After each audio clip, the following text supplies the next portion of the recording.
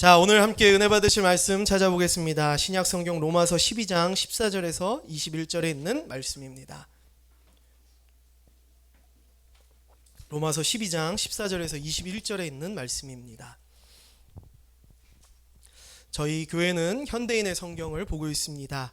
우리 스크린에 나와 있는 말씀 함께 보시면서 제가 읽어드리겠습니다. 여러분은 핍박하는 사람들을 축복하고 저주하지 마십시오. 기뻐하는 사람들과 함께 기뻐하고 슬퍼하는 사람들과 함께 슬퍼하십시오. 서로 마음을 같이하여 교만한 마음을 품지 말고 낮고 천한 사람들의 벗이 되십시오. 스스로 잘난 채 해서는 안 됩니다.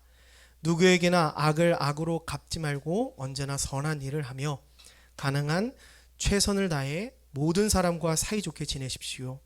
사랑하는 여러분, 여러분이 직접 복수하지 말고 하나님께 맡기십시오.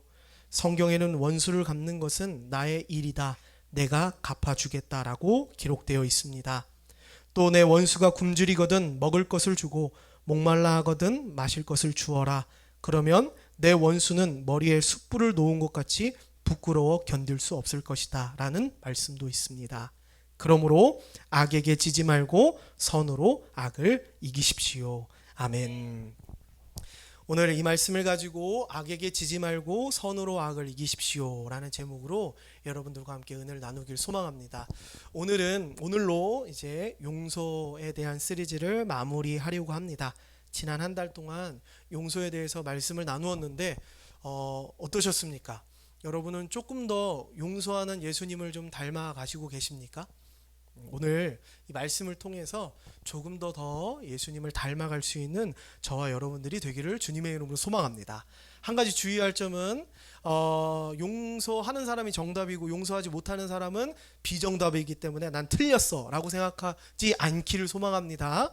오늘 예수님께서 우리에게 보여주신 그 용서를 여러분에게 소개하면서 여러분이 기도했으면 좋겠고요, 여러분이 생각해 봤으면 좋겠고요, 그리고 용서를 닮아가기를 사모할 수 있는 여러분이 되길 소망합니다.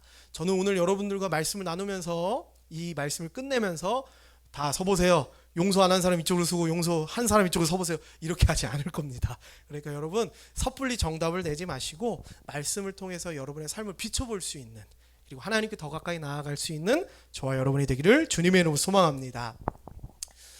성경을 보면요, 아주 자주 아주 빈번하게 우리가 익히 알고 있는 세계와는 전혀 다른 이야기가 성경 속에 적혀져 있다는 사실을 우리는 발견하게 될 것입니다. 우리가 생각하는 복은 뭡니까? 돈 많이 벌고 해외여행도 떵떵거리면서 다니고, 그죠? 월드컵 기간인데 그 멕시코전 티켓값이 2,500만 원이 한대요. 제일 비싼 게.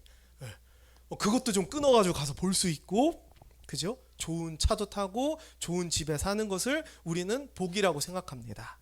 근데 성경은요, 전혀 다른 얘기를 하고 있어요. 가난한 사람이 복된 사람이고요, 굶주린 사람이 복된 사람이고, 목마른 사람이 복된 사람이고 행복한 사람이다라고 말하고 있습니다. 이것을 뭐라고 표현할 수 있느냐? 복음의 역설성이다. 즉 복음은 우리가 익히 알고 있는 상식이나 세계를 뒤집는다라고 하는 것입니다. 그래서 우리는 종종 신앙생활하다 어떤 지점에 부딪히느냐? 내가 여태까지 살아왔던 것과 좀 다른데? 내가 생각했던 관념과는 좀 다른 걸 이야기하고 있는데? 라는 지점에 부딪히게 돼요. 근데 많은 사람들이 여기서 어떤 선택을 하느냐? 내가 여태까지 생각했던 것, 내가 여태까지 살아왔던 관념을 붙잡는 선택을 합니다. 여러분, 복음은요, 여러분이 알고 있는 세계를 부정하거나 여러분이 알고 있는 상식에 틀린 어떤 잘못된 정보를 제공하는 것이 아니라, 복음은 정확하게 하나님 나라가 무엇인지를 우리에게 소개하고 있다라는 것입니다. 여러분, 용서 시리즈를 통해서 어떤 분들은 이 용서에 대해서 이해하기 어렵고 또 받아들이기 어려웠던 분들도 계실 줄 압니다. 우리가 이 용서의 시리즈를 통해서 어떤 걸 또 발견할 수 있습니까? 내가 생각보다 복수를 꿈꾸는 사람이었구나라는 것들을 알 수 있습니다. 우리는 이만큼 용서가 우리에게 익숙한 것이 아니라 복수가 더 익숙한 사람들이라고 하는 것이죠. 우리는 살아온 만큼 용서했던 것이 아니라 오히려 복수하는 삶을 살고 있지는 않았는가 뒤돌아볼 수 있는 시간이 되었다는 것입니다. 여러분, 우리가 어렸을 때부터 유치원에서 선생님에게 이렇게 배웠습니다. 친구가 너에게 잘못하면 잘못했다 그러면 용서해 줘야 돼. 부모님에게 이렇게 배웠죠. 너 친구들 잘못해도 용서해 줘야 돼. 이렇게 배웠습니다. 사회 통념상 우리는 용서해야 되는 거 다 알고 있어요. 하지만 우리는 용서하지 않는 삶을, 오히려 복수자의 삶을 살고 있었다라고 하는 것입니다. 여러분, 기억해야 될 것이 있습니다. 우리가 이 자리에 왜 나왔는지 기억해야 될 것입니다. 여기 앉아있는 여러분 다 환경도 다르고 배경도 다르고요, 출신도 다르고요, 성격도 다 다릅니다. 근데 우리가 한 교회의 공동체에 모여 있을 수 있는 이 궁극적인 이유가 무엇입니까? 우리가 기억해야 될 건 바로 이것이죠. 예수 그리스도의 십자가 용서를 받은 사람들이 오늘 이곳에 모였다라고 하는 것입니다. 우리는 모두 예수 그리스도의 십자가 용서받은 자로 이곳에 모였습니다. 공통점이라고는 하나도 찾아볼 수 없는 우리가 하나의 공통점을 가지고 이곳에 나왔다는 것이지요. 여기 있는 우리 모두는요, 죄인입니다. 그리고요, 예수님께서 우리에게 값없이 베푸신 그 용서의 은혜를 받은 자들이 오늘 여기에 모였습니다. 참 역설적이지요. 우리는 값없는 용서를 받았음에도 불구하고 용서에 대해 이해하기 어렵고 받아들이기 어렵다는 생각들을 하고 있다는 것입니다. 이렇듯 복음은 우리가 알고 있는 상식과 개념들을 뒤집는 역설성을 가지고 있습니다.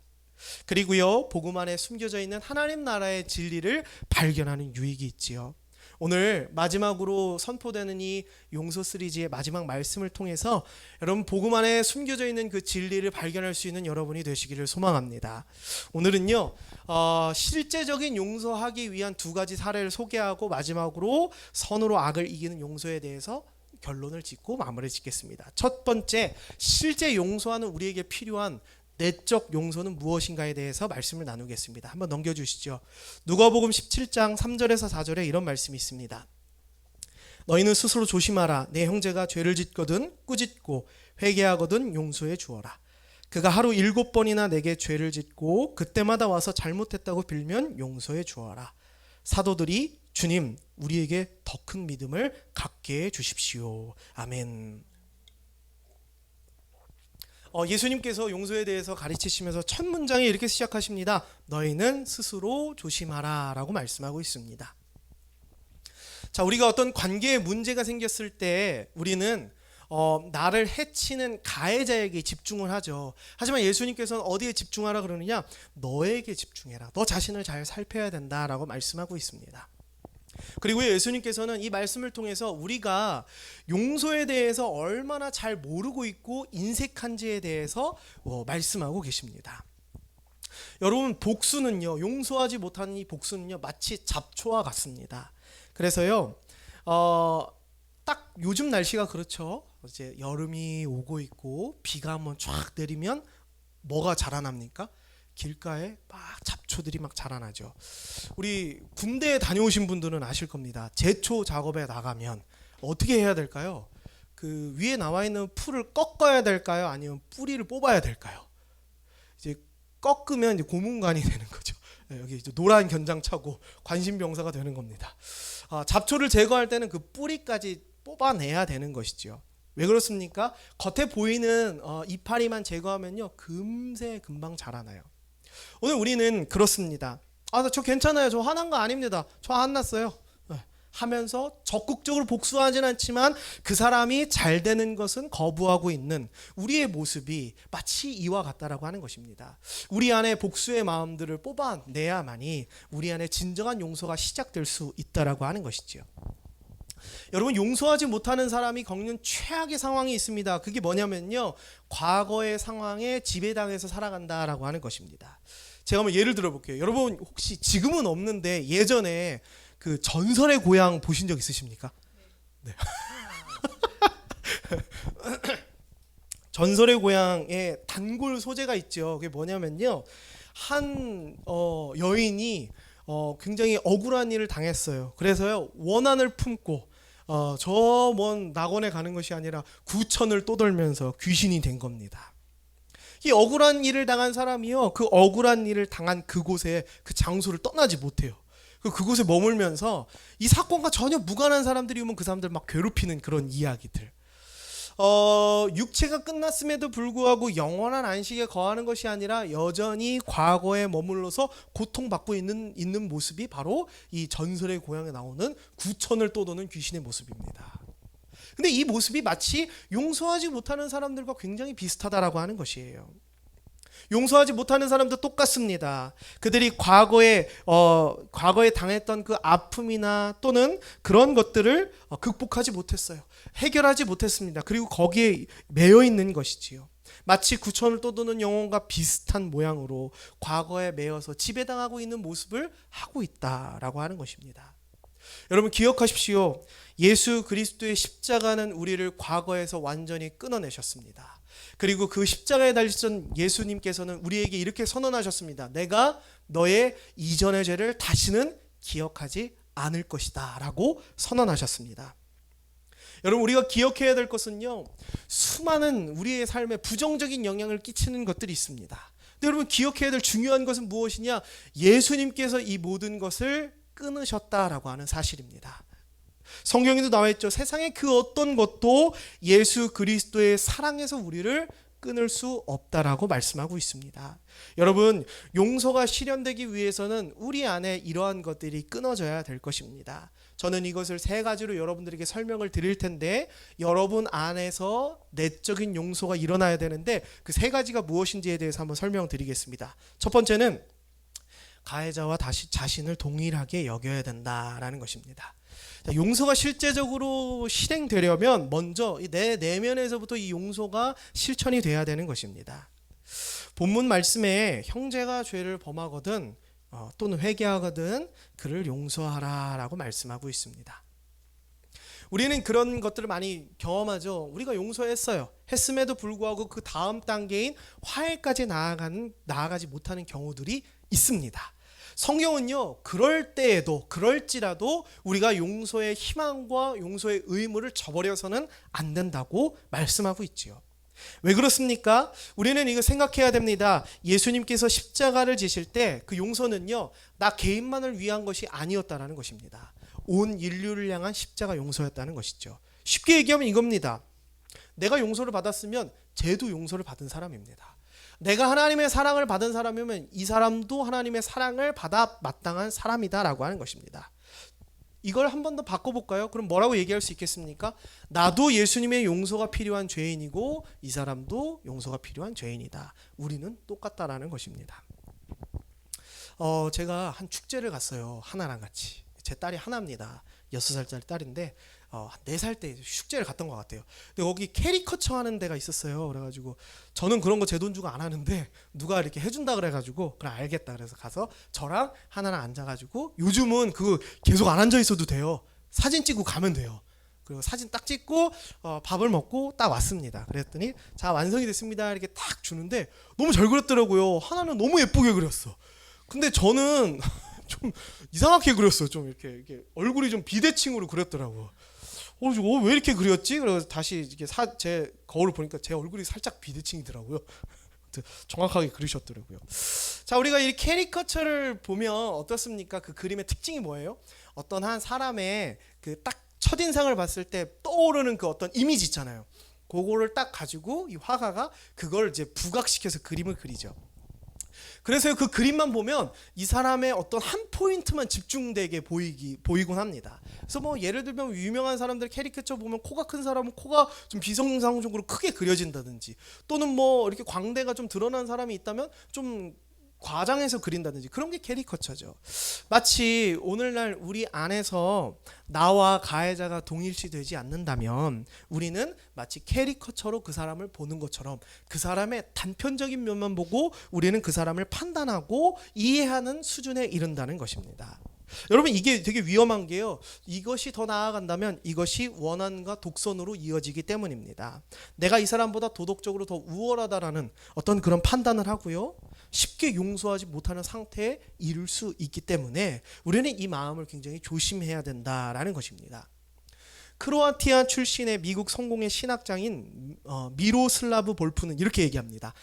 가해자가 피해자를 영원히 이기지 못한다는 사실을 아는 사람은 얼마든지 가해자의 인간성을 재발견하고 하나님을 본받아 그를 사랑할 수 있다.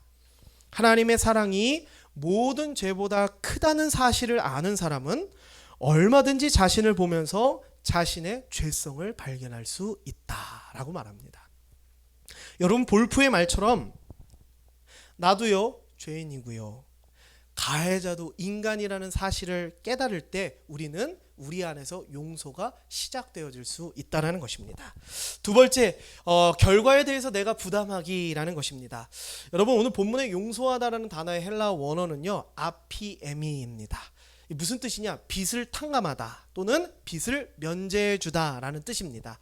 즉 성경이 말하는 용서는요 그냥 그 상황을 좋게 마무리하고 지나가는 것이 아니라 아예 이 사람이 나에게 끼친 피해를 면제해주거나 탕감해주는 것을 이야기합니다. 자, 이게 좋은 얘기로 이렇게죠. 뒷감당은 누가 해야 된다? 내가 비용을 치러야 된다라는 얘기입니다. 이 사람의 빚을 면제해주지만 이 사람의 빚을 내가 치러야 된다라는 것입니다. 만약에 한번 예를 들어 볼게요. 종률이 기타 혹시 칠 줄 알아? 한 번이라도 잡아봤어? 한 번도 안 잡아봤죠. 한 번도 종률이가 기타를 안 잡아봤는데, 물론 제 기타는 비싼 기타는 아닙니다. 근데 종률이가 목사님 저 오늘 한번 기타를 좀 쳐보고 싶어요. 종률아 너 기타를 쳐본 적 있니? 아니요. 한 번이라도 들어본 적 있니? 아니요. 그래 꼭 치고 싶니? 예. 그러면 그래 한번 해봐. 목사님이니까 그래도 한번 해봐. 이러고 주겠죠.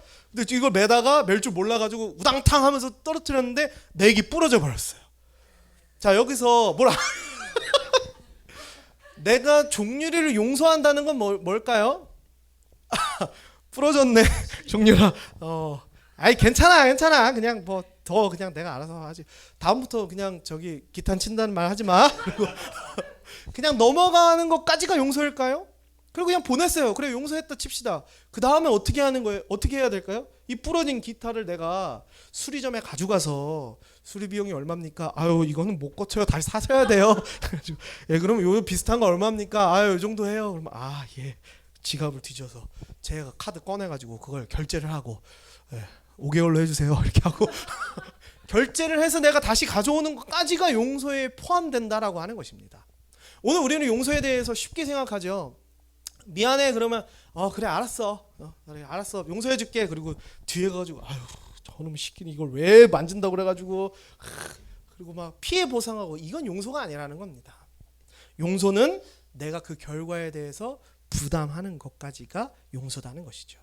여러분 이 이야기가 여러분에게 익숙합니까? 굉장히 익숙치가 않죠. 왜 그렇습니까? 우리는 용서보다 피해 보상이 더 익숙해요. 누가 내 차를 긁고 가면 어떻게 합니까? 물론 이 얘기했다고 다 용서해야지 우리 교회 올 수 있는 거 아니에요. 예? 용서 안 해도 다 올 수 있습니다. 우린 다 같이 용서에 대해서 기도하고 하나님께 나아가는 겁니다. 누가 내 차를 긁고 갔습니다. 그럼 우리는 어떻게 합니까? 저기 블랙박스 봤어요. 긁고 가셨죠? 예, 보험 청구할게요. 이렇게 얘기하죠, 그죠? 이게 우리에겐 익숙해요. 편합니다. 그래서 우리는 뭐에 덜 익숙하느냐? 성경이 얘기하는 그 사람의 빚을 내가 탕감해주는 용서에 대해서는 이거 좀 이상한데? 이거 너무 부담스러운데? 이거 좀 잘못된 거 아니야? 라고 쉽게 생각한다는 것입니다. 여러분 기억하십시오. 성경에서 이야기하는 용서는요 그 상황을 면하는 것이 용서가 아닙니다. 그 사람이 나에게 끼친 피해에 대해서 내가 대신 갚아주는 것이 바로 예수님께서 우리에게 보여주신 용서다라는 것입니다. 예수님 우리에게 가르치십니다. 용서하라라고 가르치십니다. 그럼 크리스찬들은 이렇게 얘기하죠. 아니 그러면 예수 믿는 사람은 맨날 바보 취급만 당하라는 것입니까? 우리 이런 생각 다 하지 않습니까? 여러분 기억해야 될 것이 있습니다. 용서할 때 맞아요. 우리는 비싼 대가를 치릅니다. 하지만 그것과는 상상할 수 없는 유익이 우리에게 찾아온다는 사실을 기억해야 될 것입니다. 최소한 우리가 그 결과를 대신 내주는 용서를 할 때에 우리는 값비싼 대가를 치르지만 최소한 하나님께서 내게 베푸신 용서의 은혜를 경험할 수 있게 됩니다. 그리고요 최대한 우리는 뭘 얻을 수 있느냐? 그 사람과의 관계의 회복을 누릴 수 있고요 이 안에서 우리는 복음을 증거할 수 있는 유익을 누릴 수 있다라는 것입니다. 그래서 우리는 값비싼 대가를 치르지만 그것보다 훨씬 더 유익한 것을 얻을 수 있다라는 것입니다. 별로 동의하시는 것 같지 않아서 세 번째로 넘어가겠습니다. 세 번째, 그가 잘 되기를 바라는 것입니다. 예수님께서 십자가에서 이런 기도를 하시죠. 주님, 저들의 죄를 용서해 주십시오. 하나님, 저들의 죄를 용서해 주십시오. 저들은 자기들의 죄가 무엇인지 알지 못합니다. 라는 기도를 합니다. 예수님께서 이 십자가에서 보여주신 이 용서의 모습은요, 굉장히 중요한 모습이에요. 예수님께서 악을 선으로 이기시는 비결은요, 악과 그 악을 저지른 사람을 떼어놓고 보셨기 때문입니다. 우리가 진짜 원수로 삼아야 될 것은 그 사람이 아니라 그 사람 안에 있는 악이다라고 하는 것이지요. 자, 어떻게 이런 일이 그럼 가능할 수 있을까요? 그 출발은 그를 위해서 기도하는 것에서부터 출발합니다. 마태복음 5장 44절에 예수님께서는 이렇게 말씀하십니다. 원수를 사랑하고 너를 핍박하는 사람들을 위해서 기도하라. 아니 목사님, 옆에 있는 아내, 남편을 위해서 기도하는 것도 어려운데 어떻게 저한테 원수인 사람을 위해서 기도할 수 있겠습니까? 우리는 세상을 살아가는 방식에 따라 성경을 보려고 하지만 그건 성경을 제대로 보는 방법이 아닙니다. 하나님께서 성경을 주신 그 방법대로 우리가 바라봐야 되는 것이지요. 하나님은 이렇게 말씀하십니다. 원수를 사랑하래요. 나를 괴롭게 하는 사람을 위해서 기도하라는 것입니다. 그리고 예수님께서는 실제로 그것을 실천하셨습니다. 자신을 십자가에 달고 조롱하고 멸시하고 핍박하고 나를 때리고 나에게 악을 저질렀던 사람들에 대해서 하나님 저들을 용서하여 주십시오. 저들이 하는 일이 무엇인지를 알지 못합니다 라고 그들을 위해서 기도하는 모습을 보여주셨죠. 오늘 우리 안에서 내적인 용서가 시작되려면 우리는 그를 위해서 기도하는 사람이 되어야 된다라는 것입니다. 앞서 우리가 보았던 말씀에 예수님께서는 용서에 대해서 무제한 용서해야 된다라고 말씀하십니다. 그리고 이 이야기에 용서에 대한 이야기의 제자들은 마치 우리가 말도 안 되라고 탄식하듯이 주여 믿음을 더하소서라고 하면서 말씀이 마무리가 됩니다. 한번 넘겨주시죠. 여러분, 용서를 행하는 것은 마치 훈련과 같습니다. 우리는 흔히 이렇게 생각하죠. 용서는 감정적인 것이야 라고 생각합니다. 하지만 여러분, 실제로 용서는요, 감정이 느껴지기 한참 전에 시작됩니다. 그리고요, 감정이 느껴지고 나서 베푸는 것이 아니라는 사실을 우리는 기억해야 된다는 것이죠. 그렇기에 용서는요, 약속이고요, 훈련이다라고 하는 것입니다. 성경이 말하는 용서는 감정적인 어떤 대처가 아니라 의지를 가지고 행해야 되는 행위다라는 것입니다. 그래서 우리는 용서에 대해서 감정적으로 우리가 받아들이느냐 이해하느냐의 수준이 아니라 의지를 가지고 약속처럼 이행해야 될 것이 바로 용서다라고 하는 것입니다. 자, 두 번째, 공동체 안에서 용서를 할 때 어떤 일이 있을까? 이건 짧습니다. 제가 말씀 하나 읽어드릴게요. 마태복음 18장 15절에서 17절에 있는 말씀입니다. 형제가 내게 죄를 짓거든 너는 그와 단둘이 만나 잘못을 타일러라. 그가 내 말을 들으면 너는 내 형제를 얻은 것이다. 그러나 듣지 않으면 너는 한두 사람을 더 데리고 가서 두세 증인의 입으로 모든 사실을 증명하라. 그래도 듣지 않으면 너는 교회의 말하고 교회의 말도 듣지 않으면 믿지 않는 사람이나 죄인처럼 여겨라. 아멘. 자, 예를 들어 볼게요. 우리 공동체 안에, 교회 공동체 안에, 교회에서 특별히 사람들끼리 많이 싸우죠, 그죠? 네. 교회 공동체 안에 어떤 관계에 문제가 생겼을 때 우리는 어떻게 대처해야 되는가입니다. 이 본문 말씀의 목적은 무엇이냐면요, 공동체 회복이 목적입니다. 이 모든 일들은 공동체의 회복을 위해서, 그 관계가 회복되는 것을 위해서 해야 된다라고 하는 것이죠. 그리고 이 문제에 있어서 둘 간에 일어났다 할지라도 그것은 개인의 문제가 아니라 교회 공동체가 개입해서 풀어나가야 될 문제다라고 바울은 이야기하고 있습니다.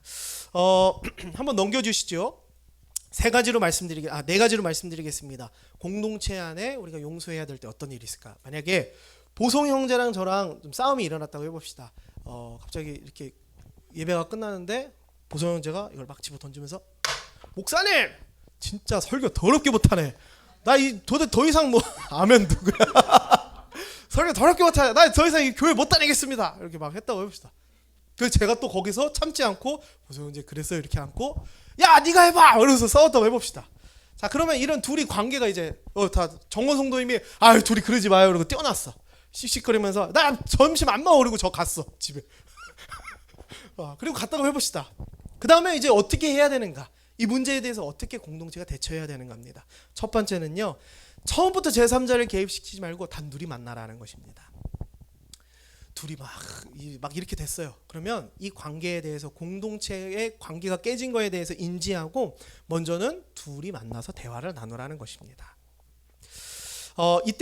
이때 우리가 소홀히 해야 되지 말아야 될 것이 무엇이냐? 카톡이나 문자는 위험합니다. 직접 얼굴을 대면하면서 만나서 대화를 통해서 풀어가는 것이죠. 자, 이 모든 과정의 제일 중요한 목적은 이겁니다. 관계의 회복, 공동체의 회복이 가장 중요한 것이죠. 단둘이 만나서 2차전을 하라는 얘기가 아니라 단둘이 만나서 공동체의 회복과 관계의 회복을 위해서 서로 이야기를 하는 것입니다. 근데 만났어. 근데 또 싸운 겁니다. 아니 그래도 목사님 진짜 너무하지 않습니까? 막 너무 지루해요. 너무 길어요. 막 그러고 막 얘기했어요. 너 어떻게 나한테 그럴 수 있어? 막 둘이 또 싸웠습니다. 그럼 어떻게 해야 될까요? 두 번째로는 우리가 만나러 갈 때 좋은 마음을 가지고 가야 된다는 것입니다. 여기 제가 조금 이전 얘기를 해야 될 것 같아요. 본문의 타일이라는 말의 헬라어 원어는요, 엘렌코로 어떤 뜻이냐? 무섭고 매섭게 질책하다라는 뜻입니다. 오케이. 어떻게 막 이럴 수 있어? 따끔하게 질책을 해야 되는구나라고 생각할 수 있겠지만 앞서 제가 말씀드린 대로 이 모든 행위의 목적은요, 공동체의 회복에 있습니다. 이 사람을 따끔하게 질책하는 것도 관계가 회복되고 공동체가 회복되는 데 목적이 있다는 것이죠. 그래서 그냥 팩트 그대로 T로 그냥 가가지고 막 이렇게 하면 안 돼 이렇게 질책하라는 것이 아니라 이 관계를 생각하면서 이 공동체를 생각하면서 이 사람을 잘 설득해 나가라는 것이지요. 그런데도 안 됐어요. 그럼 어떻게 됩니까? 세 번째, 직분자에게 도움을 요청해야 된다라는 것입니다. 이런 관계의 문제에 있어서는 굉장히 예민한 문제예요. 그래서 공개적으로 모든 사람들이 다 알게 되면 오히려 그 관계가 무너질 수 있습니다. 그래서 이럴 때는 직분자, 목사님에게 이야기하십시오. 도움을 요청하십시오. 그래서 제3자로 제가 가가지고 명확하게 이 상황에 대해서 이해하고 또 설득력 있게 말할 수 있도록 돕는 역할을 직분자에게 도움을 요청해야 된다라는 것이죠. 그렇게 해서 우리 사모님한테 직분자에게 이렇게 요청을 했어요. 근데 했는데 셋이 다 싸웠어. 그럼 어떻게 해야 될까? 그렇다면 교회 전체에 알려야 된다라는 것입니다. 이 교회 전체 공동체에 공표를 함으로써 여기서 중요한 것은 이 사람을 한 사람을 죄인으로 낙인 찍어서는 절대 안 됩니다.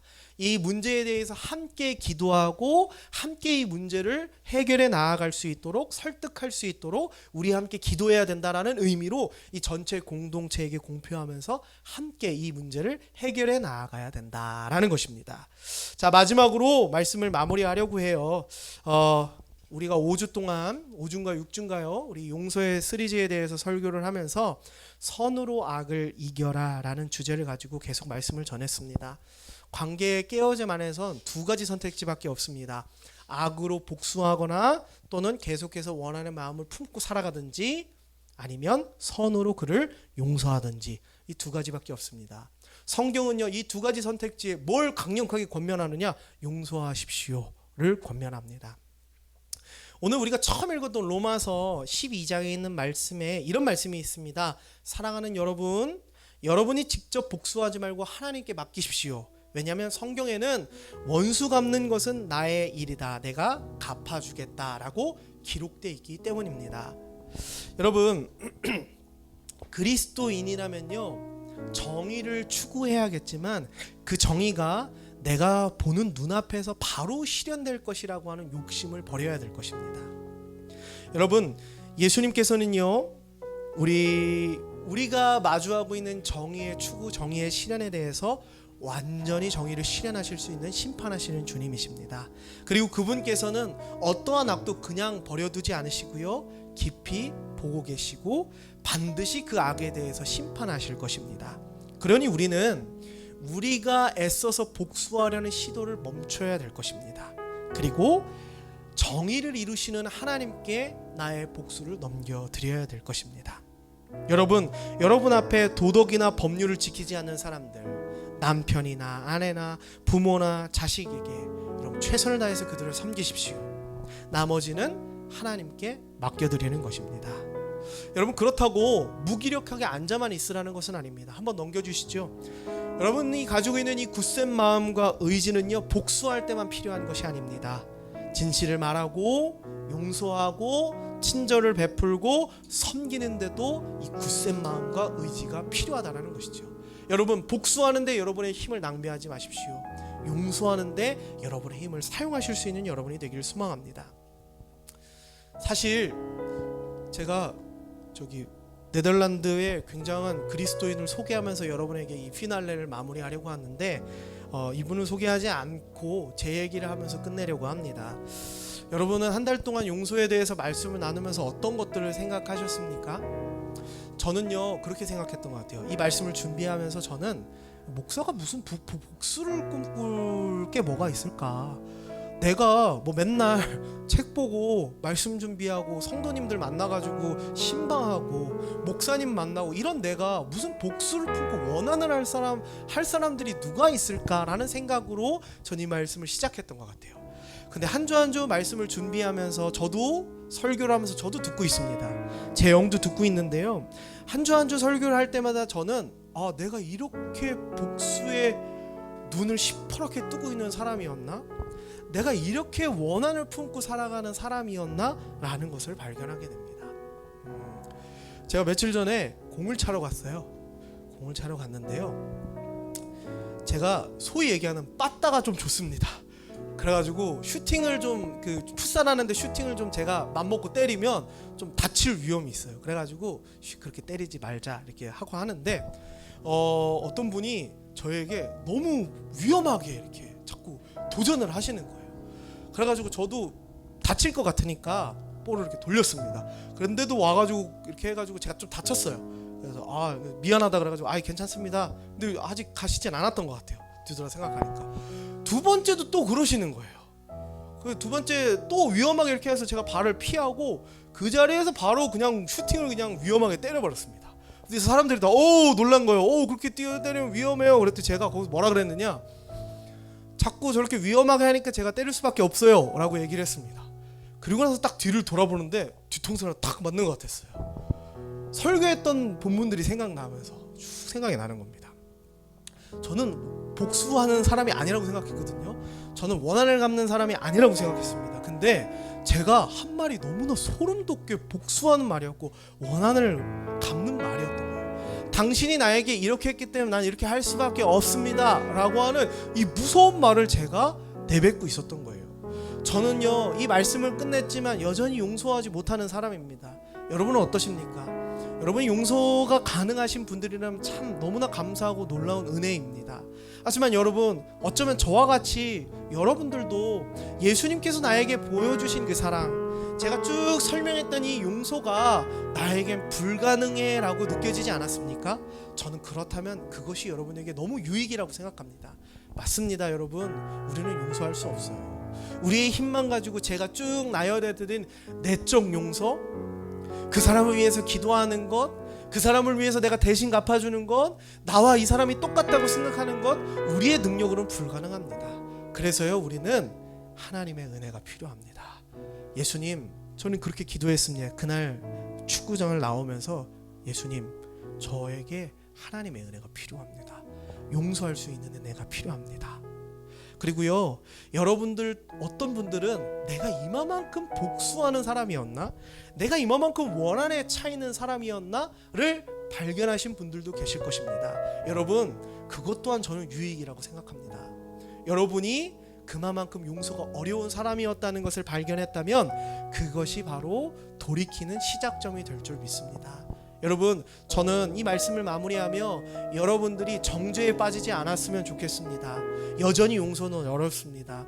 여러분들이 교회 문 밖을 나아가 내일부터 마주할, 교회 문 밖을 나아가서 옆을 쳐다본 남편과 아내 얼굴에 원수가 느껴질 수도 있고 복수심이 느껴질 수도 있겠습니다. 여전히 우리는 너무 어려워요. 하지만 여러분, 그렇기에 우리는 소망이 있습니다. 예수님께 구할 수 있는 것이죠. 예수님이 없으면 나는 용서할 수 없는 사람입니다라고 겸손해질 수 있다는 것입니다.